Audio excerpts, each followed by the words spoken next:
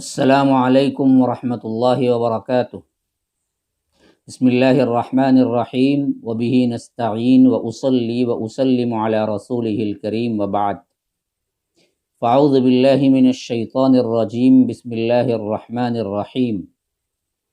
واعبدوا اللہ ولا تشرکوا بہ شیئا وبالوالدین احسانا وبذی القربى والیتامى والمساکین والجار ذی القربى والجار الجنب والصاحب بالجنب وابن السبیل وما ملکت ایمانکم ان اللہ لا يحب من كان مختالا فخورا۔ اللہم ارنا الحق حقا وارزقنا اتباعه وارنا الباطل باطلا وارزقنا اجتنابه۔ اللہم علمنا ما ينفعنا وانفعنا بما علمتنا وارزقنا علما۔ رب اشرح لی صدری ویسر لی امری واحلل عقدۃ من لسانی یفقہوا قولی۔ برادران اسلام، واجب الاحترام بزرگوں، دوستوں، عزیز ساتھیوں، لائق احترام ماؤں اور بہنوں، اللہ تبارک و تعالیٰ کے فضل و کرم سے آپ لوگوں کے سامنے رزق کی کنجیاں اس عنوان کے تحت کچھ باتیں پیش کرتا آ رہا ہوں، اور اہل گجرات کے لیے باعث مسرت ہے اور قابل مبارکباد ہے کہ نڈیاڈ کے نئی مسجد کے جو ذمہ دار ہیں ان کی کوششوں اور کاوشوں سے میرا یہ پیغام آپ تک پہنچ رہا ہے۔ اللہ تبارک و تعالی انہیں خوش رکھے، انہیں اس کا بہترین بدلہ عطا کرے۔ اللہ تبارک و تعالی ان کے کاموں کو قبول کرے، استقامت فی الدین عطا کرے۔ اس مضمون کے 2 ایپیسوڈ میں آپ کے سامنے پیش کر چکا ہوں، جو کہ ایک تو اللہ تبارک و تعالی کے پاس اپنے گناہوں کی معافی، استغفار، دوسرے توکل اور تقوی، اس کی کشادگی میں بہت حد تک ایسے کام ہیں جس کے ذریعے سے اللہ تبارک و تعالی تنگیاں دور کر دیتا ہے۔ آج جس اہم ٹاپک پر مجھے گفتگو کرنی ہے وہ یہ رشتہ داروں کے ساتھ حسن سلوک، صلہ رحمی جسے کہتے ہیں۔ یہ بہت اہم چیز ہے جو آج چھوڑ دی گئی ہے یا بھلا دیا گیا ہے۔ 2 چیزیں تو وہ میں نے بیان کی جو رب کا حقوق ہیں، جو رب العالمین کے حقوق میں سے ہیں، اس کے ذریعے سے کشادگی ہونے کا کیا ہے، قرآن اور حدیث سے ہمیں اشارہ ملتا ہے۔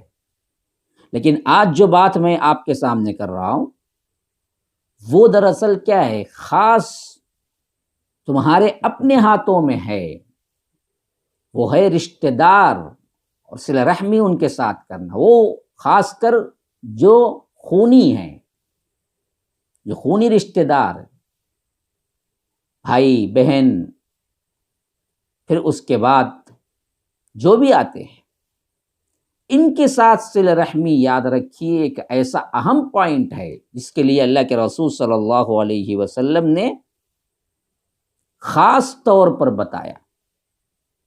امام بخاری حضرت انس بن مالک سے روایت کرتے ہوئے کہتے ہیں کہ اللہ کے رسول صلی اللہ علیہ وسلم نے فرمایا کہ اللہ تبارک و تعالی نے اپنے حبیب کو بتایا کہ من احب ان یبسط له فی رزقه، ان یبسط له فی رزقه وان ينسأ له فی اثره فلیصل رحمہ۔ فرمایا جو شخص اپنے رزق میں کشادگی اور اپنی عمر میں اضافہ پسند کرے تو یاد رکھے کہ وہ صلہ رحمی کرے۔ پوچھنے والا پوچھ سکتا ہے تقدیر میں تو سب فیصلہ ہو چکا ہوگا تو عمر میں اضافہ کیسے ہوگا؟ یاد رکھیے وہ تقدیر میں بھی وہی لکھا ہوا ہوگا کہ اگر یہ صلہ رحمی کرے گا تو اس کی عمر میں اور اضافہ ہوگا۔ حدیث کا کنٹرڈکشن بالکل ختم۔ اگر فلاں کام یہ کرے گا تو اس واسطے جن لوگوں نے اس کو اپنایا اپنے آنکھوں سے میں نے دیکھا کہ اللہ نے ان کو بہت دیا، بہت دیا، اس کا کوئی شمار قطار نہیں۔ اپنے رشتہ داروں کا لوگ کیا کرتے ہیں، دیتے ہیں لیکن نام و نمود کے لیے باہر زیادہ دیتے ہیں۔ جو لوگ ان کی واہ واہ کرتے ہیں، جو لوگ ان کو کیا ہے بڑے بڑے القابات سے نوازتے ہیں، جو لوگ ان کے پاؤں پہ پڑے رہتے ہیں، ان پہ بڑے خرچ ہوتے ہیں، لیکن گھر میں بہن ہے، گھر میں بھائی ہے، جو کہ غریب ہے، گھر میں کوئی دوسرا ہے جو تمہارا رشتہ دار ہے، اس کو کچھ نہیں دیتے۔ یاد رکھیے، رزق کی کشادگی کا راز دینے میں ہے، روکنے میں نہیں۔ اب یہ سوال بھی ہو سکتا ہے کہ آپ یہ پوچھ سکتے ہیں کہ مولوی صاحب یہ بات پہلے ہی ہم تنگی کا شکار ہیں، ہم دیں تو کیا دیں؟ دینے کی پوزیشن میں نہیں ہیں تو ہم دیں گے کیا؟ یاد رکھیے، دینے میں صرف مال ہی نہیں آتا ہے، اور دینے کے مطلب میں یہی نہیں کہ 10,000 15,000 بڑے بڑے لاکھ ہی دیں۔ آپ کی اپنی حیثیت کے مطابق آپ 1 روپیہ بھی دیں تو وہ اللہ کے ہاں قابل قبول ہے، اگر وہ اخلاص کے ساتھ دیا گیا ہے۔ ہاں، کچھ نہیں دے سکتے تو چھوٹے موٹے کچھ تحفے بھی دے سکتے ہیں نا جی۔ اپنے بہن کے گھر جا رہے ہیں، تنگی ہے وہاں پر، معلوم ہے، جاتے جاتے کیا ہے 5-10 روپیے کے چاکلیٹس لے جائیں اور بہن کے بچوں کو دے آئیں۔ 10-5 روپیے تو لیکن ہے نیت کیا، وہی دیکھے گا رب العالمین۔ اور اسی طرح صرف مال ہی نہیں ہے، یہاں تک کہ اللہ کے رسول صلی اللہ علیہ وسلم نے فرمایا کہ کل معروف صدقہ، ہر بھلائی کا کام صدقہ ہے جی۔ مسکرا کے ملنا بھی صدقہ ہے، ان کے لیے دعائیں کرنا بھی صدقہ ہے، ان کی دیکھ بھال کا خیال رکھنا بھی صدقہ ہے، ان سے مزاج پرسی اور ان کی خیریت دریافت کرنا بھی صدقہ ہے۔ تو یہ چیز ہیں جن کے ذریعے سے تمہارے لیے رب العالمین کیا کرے گا، رزق کے اندر کشادگی عطا کرے گا۔ اور یہ اللہ کے رسول صلی اللہ علیہ وسلم نے فرمایا کہ صلہ رحمی کرنے والے کے لیے پرامن رزق، بھرپور برکت دینے والی عمدہ زندگی ہے۔ ہاں، امام ابن حبان نے حضرت انس سے روایت کی ہے، اور یہ روایت کرتے ہوئے انہوں نے درج ذیل یہ عنوان باندھا ہے جو عنوان میں پڑھ رہا ہوں، صلہ رحمی کرنے والے کے لیے پرامن رزق میں بھرپور برکت دینے والی عمدہ زندگی ثابت ہے۔ وہ کیسے؟ فرمایا کہ ابو ہریرہ رضی اللہ عنہ روایت کرتے ہیں کہ انہوں نے نبی کریم صلی اللہ علیہ وسلم سے روایت کی کہ آپ صلی اللہ علیہ وسلم نے فرمایا اپنے قرابت داروں کے متعلق معلومات حاصل کرو تاکہ صلہ رحمی کر سکو، بلا شبہ صلہ رحمی سے خاندان میں محبت، مال میں کثرت، عمر میں اضافہ ہوتا ہے۔ وہی حدیث ابن حبان میں۔ تیسری حدیث جو کہ کیا ہے، المسند کے اندر ہے، فرمایا کہ جو شخص اس بات کو پسند کرے، من سرہ ان یمد لہ فی عمرہ، اس کے عمر میں اضافہ ہو، اس کے رزق میں وسعت ہو اور اس سے بری موت دور ہو جائے، وہ اللہ سے ڈرے اور صلہ رحمی کرے، مال عطا کرے، رشتہ داروں پر مال خرچ کرے۔ یہ تیسری حدیث ہے جس میں اللہ کے رسول صلی اللہ علیہ وسلم نے فرمایا۔ اور اسی طرح امام بخاری عبداللہ ابن عمر رضی اللہ عنہ سے روایت کرتے ہیں کہ انہوں نے فرمایا من اتقى ربه ووصل رحمه نسی له فی عمره وثرى ماله واحبه اهله۔ فرمایا کہ جو شخص اپنے رب سے ڈر جائے، صلہ رحمی کرے، اس کی عمر میں اضافہ کیا جاتا ہے، اس کا مال زیادہ ہو جاتا ہے اور اس کے خاندان والے اس سے محبت کرتے ہیں۔ اسی طرح ابن حبان کی ایک اور روایت حضرت ابو بکرہ کی، وہ روایت کرتے ہیں کہ انہوں نے اللہ کے رسول صلی اللہ علیہ وسلم سے روایت کی ہے کہ اللہ کے رسول صلی اللہ علیہ وسلم نے فرمایا کہ تمام نیکیوں میں سب سے زیادہ جلدی ثواب جس سے ملتا ہے وہ صلہ رحمی ہے۔ یہاں تک کہ جب کسی برے اور نافرمان گھرانے کے لوگ صلہ رحمی کرتے ہیں تو ان کے مالوں میں اللہ اضافہ کرتا ہے، تعداد میں اضافہ کرتا ہے۔ کسی بھی صلہ رحمی کرنے والے کنبے کے لوگ کبھی محتاج نہیں ہوتے۔ ہاں، یاد رکھیے، گنہگار لوگ بھی اگر اس کو پکڑ لیتے ہیں تو اللہ اس کے ذریعے سے انہیں کیا ہے، بڑھاتا رہتا ہے۔ ایک بیوٹی صرف صلہ رحمی، خاندان کی دیکھ بھال اور وہاں کے غریبوں کو کیا ہے عطا کرنا، خونی رشتہ داروں پر اپنے مال کو خرچ کرنا۔ تو یاد رکھیے یہ صلہ رحمی کے سلسلے میں اللہ تبارک و تعالی نے یہاں تک فرمایا لا ينهاكم الله عن الذين لم يقاتلوكم في الدين ولم يخرجوكم من دياركم ان تبروهم وتقسطوا اليهم ان الله يحب المقسطين۔ جو لوگ کافروں میں سے دین کے متعلق تم سے نہیں لڑے اور انہوں نے تمہارے گھروں سے نہیں نکالا، یعنی مکے سے نہیں نکالا، ان سے بھلائی اور انصاف کا برتاؤ کرنے سے اللہ تعالیٰ تمہیں منع نہیں کرتا۔ کافروں سے رشتہ داری لیکن ہے، فرمایا کہ ان سے رشتہ داری کرو، نبھاؤ، کیونکہ اللہ تعالیٰ تو انصاف کرنے والوں کو پسند کرتا ہے۔ اسی طرح حضرت اسماء بنت ابی بکر کی حدیث بھی اس بات پر دلالت کرتے، انہوں نے جب ان کی مشرکہ ماں جو کہ مشرک تھی، ابھی کافر تھی، ملنے کے لیے آئی تو آپ صلی اللہ علیہ وسلم سے دریافت کرتے ہوئے حضرت اسماء بنت ابی بکر نے پوچھا کہ اللہ کے رسول صلی اللہ علیہ وسلم ان امی قدمت وہی راغبۃ افاصل امی قال نعم صلی امک، کہ اللہ کے رسول صلی اللہ علیہ وسلم سے پوچھا کہ اللہ کے رسول میری والدہ آئی ہوئی ہیں، وہ چاہتی ہیں کہ میں ان کے ساتھ کچھ اچھا معاملہ کروں، حالانکہ وہ کافر ہیں، ابھی اسلام قبول نہیں کی، کیا ان کے ساتھ میں صلہ رحمی کروں؟ تو اللہ کے رسول صلی اللہ علیہ وسلم نے فرمایا کہ ہاں اپنی والدہ کے ساتھ صلہ رحمی کرو، حالانکہ کافر۔ تو ہم دراصل مسلمانوں کے ساتھ اپنے رشتہ داروں کے ساتھ کیوں نہیں کرتے؟ یہ رزق میں کشادگی کی سب سے اہم ترین بات ہے، جو ہم کیا ہیں لاپرواہی برت رہے ہیں، یا تو بہت سے لوگ اس کو سن کے بھی انسنی کر دیتے ہیں، حتیٰ کہ کیا ایک ظالم کے خلاف بھی صلہ رحمی کرنے کا حکم ہے۔ فرمایا امام بخاری نے حضرت انس سے روایت کی ہے، اللہ کے رسول صلی اللہ علیہ وسلم نے فرمایا کہ انصر اخاک ظالما او مظلوما، اپنے بھائی کی مدد کرو چاہے وہ ظالم ہو خواہ وہ مظلوم ہو۔ ایک شخص نے پوچھا یا رسول اللہ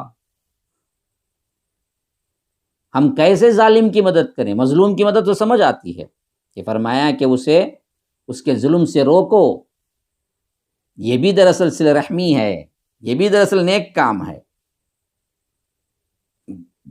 تو یاد رکھیے ماں باپ، والدہ، والدین، بہن، بھائی، رشتہ دار، ہر ایک کا اپنا اپنا خیال رکھنا۔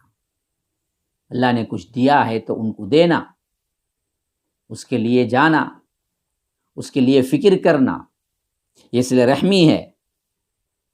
حتیٰ کہ امام ابن ابی جمرہ فرماتے ہیں رشتہ دار کافر یا نافرمان ہو تو بھی اللہ تعالیٰ کی خاطر اس سے قطع تعلق کرنا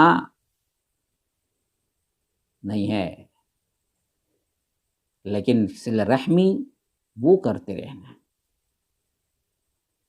ایک بات ہے قطع تعلق، ایک ہے صلہ رحمی۔ کافر کے لیے یہ نہیں ہے کہ آپ اس کی باتوں کو مان لیں دین کے خلاف میں، لیکن صلہ رحمی جائز ہے، کرتے رہنا چاہیے۔ اور اسی طرح اللہ تبارک و تعالیٰ کی راہ میں کسی کے لیے بھی خرچ کرنا، یہ خود کیا ہے؟ بہت بڑی علامت ہے، بہت بڑی علامت ہے، رزق کی کشادگی کا سب سے اہم ترین حصہ ہے۔ دو اللہ کے لیے، دو، اللہ تمہیں دیتا رہے، تم حساب کر کے دو گے تو حدیث میں آتا ہے کہ اللہ بھی حساب کر کے تمہیں دے گا۔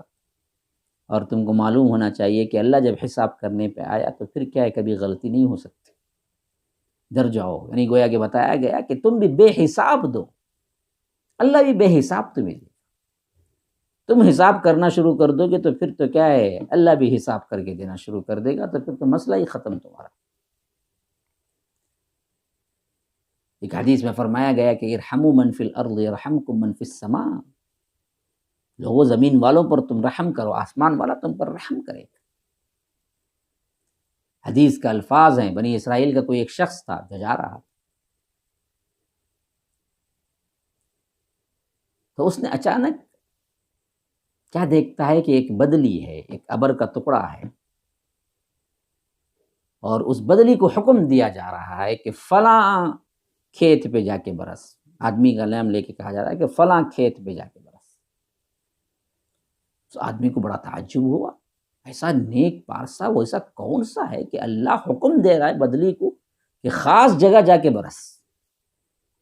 اب وہ بندہ وہ بدلی کے پیچھے پیچھے پیچھے چلا تو وہ ایک ایسی جگہ برسی جہاں سے پانی پورا کا پورا پہاڑ سے اتر کے نیچے سرنگ بنایا، اور اس سرنگ کے ذریعے بالکل کیا ہے جا رہا تھا۔ تو وہ جہاں جا رہا تھا اس کے پیچھے پیچھے گیا تو وہاں ایک کسان کام کر رہا تھا، وہ کھیتی میں سارا کا سارا پانی وہاں چلا گیا۔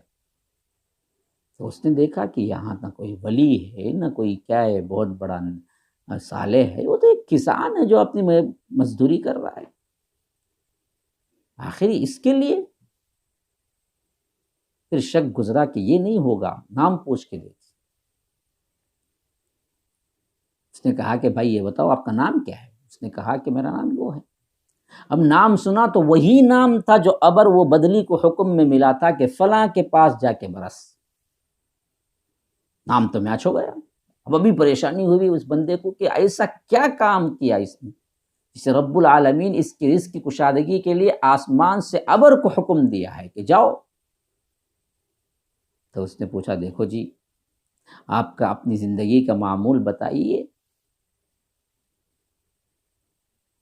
آپ کیسے اس مرتبے پر پہنچے؟ نے کہا کہ میرے پاس کوئی بڑی عبادتیں تو ہیں نہیں، ہاں ایک کام ہے جو میں کرتا ہوں، وہ یہ کہ جب بھی میں فصل اتارتا ہوں، جب بھی میں فصل کاٹتا ہوں، جب بھی میرے پاس غلہ آتا ہے میں اس کے 3 حصے کرتا ہوں، یہ ایک غریبوں کے لیے، اور ایک اپنے اہل و عیال کے لیے، ایک حصہ پھر دوبارہ کھیتی باڑی کرنے کے لیے اس میں لگا دیتا ہوں۔ یہ معمول ہے میرا ہمیشہ سے کہ انسانوں کا خیال،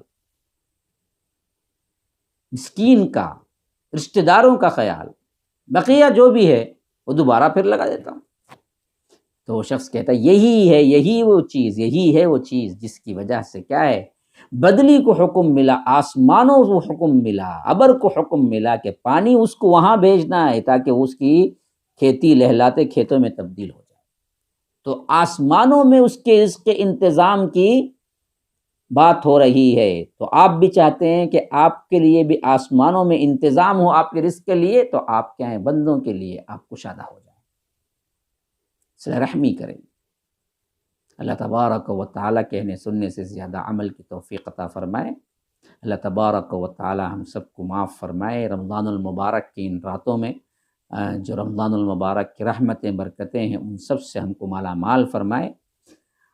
ھذا وباللہ التوفیق، صلی اللہ وسلم علی نبینا محمد۔ اسأل اللہ لی ولکم ولسائر المسلمین من کل ذنب فاستغفروہ انہ هو الغفور الرحیم۔ والسلام علیکم ورحمۃ اللہ وبرکاتہ۔